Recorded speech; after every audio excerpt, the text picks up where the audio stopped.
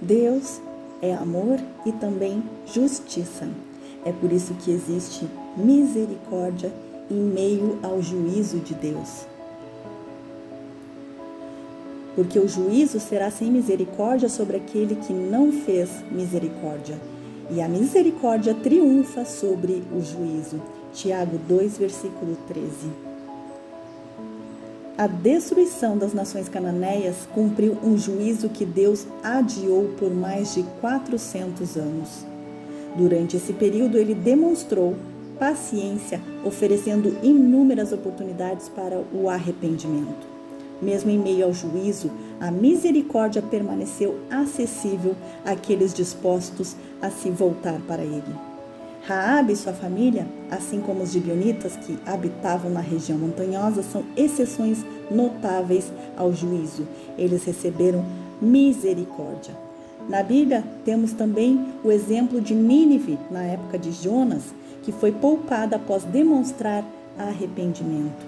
A fidelidade dos gibeonitas atravessou gerações. Após o exílio babilônico, anos depois, seus descendentes retornaram com Neemias para colaborar na reconstrução de Jerusalém. Quando Deus entra na batalha, a vitória é certa. Deus dá as batalhas mais difíceis para os seus melhores soldados. Deuteronômio 31, versículo 8 diz: o próprio Senhor irá à sua frente e estará com você. Ele nunca o deixará, nem o abandonará. Mesmo enfrentando uma coalizão poderosa formada por 5 reis amorreus e seus exércitos, Josué manteve o foco no poder de Deus e não na força dos inimigos. Josué confiou em Deus. A vitória resultou da combinação do esforço humano com a intervenção divina.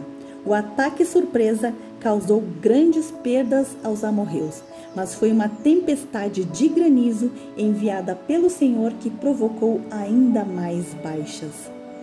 O poder de Deus e não a força dos inimigos foi o diferencial da vitória na batalha. O dia que o tempo parou. Um milagre astronômico confirmado pela ciência. Josué pediu que o sol parasse no céu para dar mais tempo ao exército e garantir a vitória total. E Deus respondeu. Mesmo com esse milagre incrível, os israelitas não ficaram parados. Josué continuou liderando com coragem e determinação. Deus quer que a gente confie nele para ter força, direção e segurança, mas isso não significa ficar parado esperando.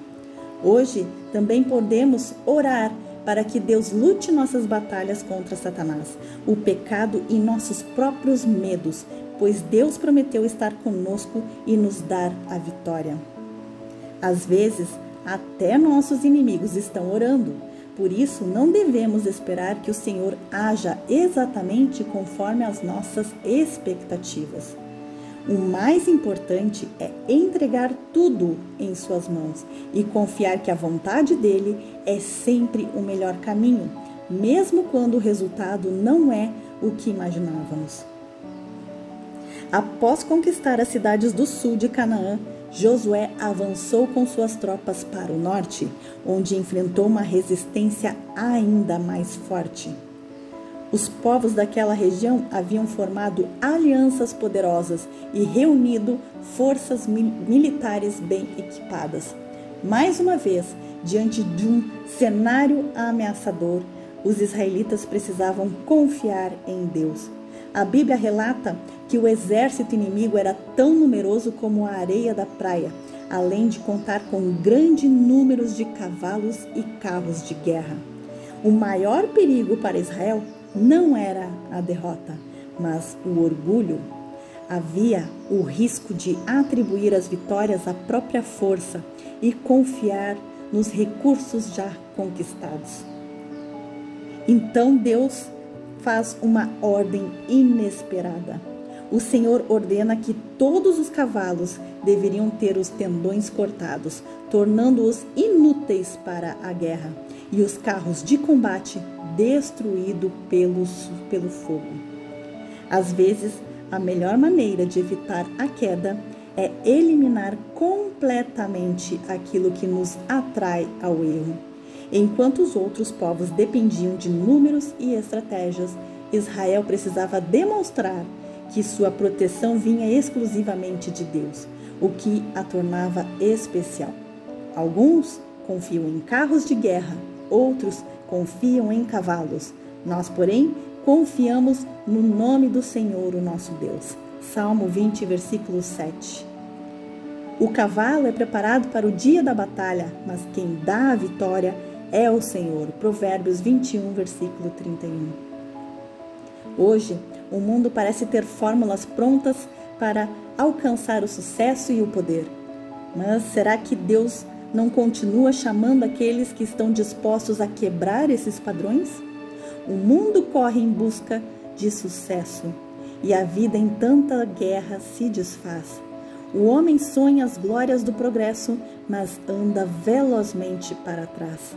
A força humana, por mais impressionante que pareça, é incapaz de garantir a salvação. O que Deus valoriza é um coração que confia sinceramente na direção de Deus. Deus age com sabedoria e poder, muitas vezes de maneiras que ultrapassam a lógica humana. Deus é soberano sobre toda a natureza. A criação está sob sua autoridade e ele não está limitado pelas leis da ciência como nós as conhecemos. Tentar reduzir os milagres descritos na Bíblia a processos naturais é minimizar a atuação divina e negar a identidade sobrenatural de Jesus.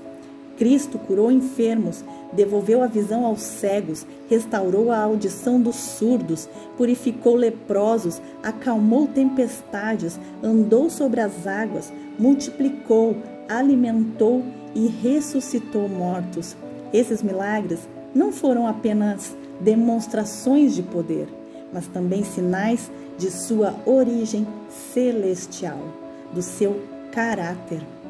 O maior de todos os milagres foi transformar corações marcados pelo pecado e conduzi-los à vida eterna, à salvação, à reconciliação do pecador com Deus. Por meio desse milagre, todos os que exaltam a natureza acima do Deus da natureza são repreendidos. O sol, pois, se deteve no meio do céu e não se apressou a pôr-se quase um dia inteiro.